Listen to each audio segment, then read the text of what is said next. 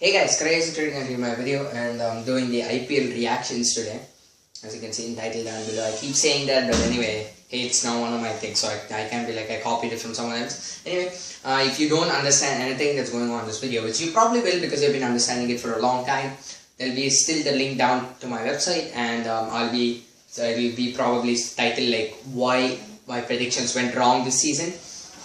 So just something along those lines. So just check that out. So anyway, here comes the big flop. I usually tell you the IPL, like I said last time around during my predictions, that it's a place for the underdogs. People never know what the underdogs are, or who the underdogs are, to be more specific. Last year it was SRH, and they came up to win the final. So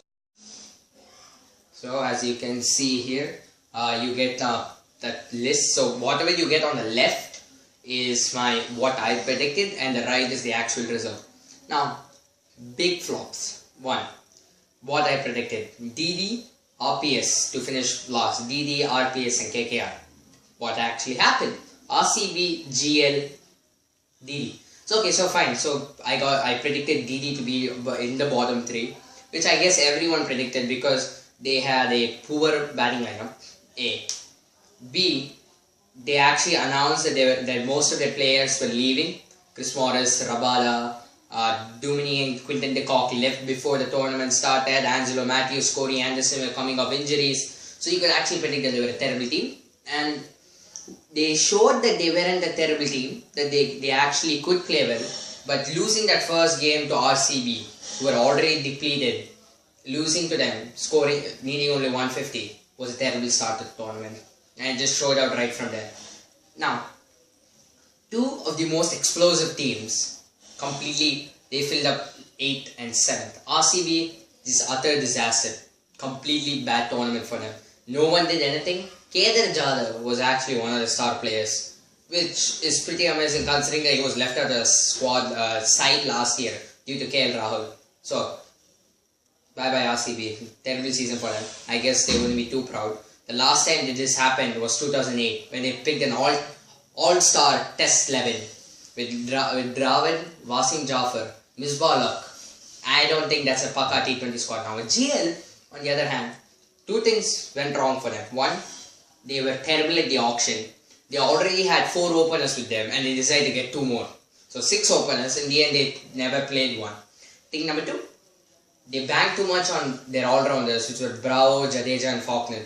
Brown, he said, oh yeah, I just had to go home, buddy. So he's there for like 5 or 6 matches and he's like, I can't play, I'm going home. So bye Brown. Thing number 2, Jadeja. He comes in, he comes right before Bravo leaves. And now he's not the guy you see in Test match cricket, taking wickets of Steve Smith, all those big people. Man of the series, India, Australia, not the guy anymore. He was brilliant for CSK, and now the first time CSK acquired him, he was as terrible as he is now. For the T20 format. Didn't do anything at all. Faulkner, good with the ball, terrible with the bat. Again, lost out on that. So that leaves you with Dwayne Smith. Didn't do much. So only 3 players really, 2 international players actually played their role. 3. Andrew Tye, who had to go home because he dislocated his shoulder. Just luck, you know.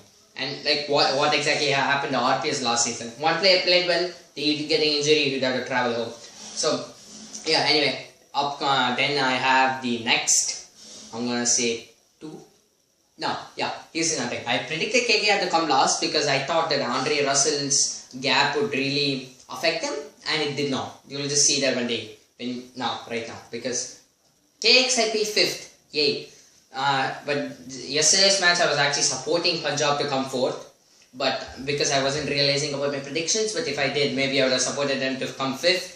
And they wouldn't have come 5th. So luckily I supported Punjab and they came 5th. So I got that correct because I thought that I thought they would come 5th because they would have the potential of Darren Sammy and Matt Henry to take them, but not all the way. This is what completely happened. Glenn Maxwell took them all the way, and no one else could back them up. No one else could back him up properly.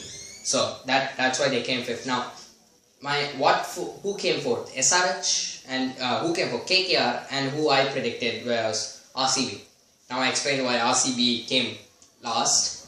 Now with KKR, why they really bridged the gap, because last time around when I saw Chris Lynn, The only thing I really made of him was he's an exceptional fielder. Other than that, I didn't really think he was going to be... He's a hard hitter in Australian conditions with his bounce. I never expected him to dominate spin conditions of India, and he did that very well. Even though he played only 5 or 6 matches, I think he can provide the firepower to KKR, to lead KKR to another title. Andre Russell's presence was actually made up by 4 people batting for him and 2 people bowling for him. So 4 people who batted for him: Gambhir, Uthappa, Chris Lane and Narayan.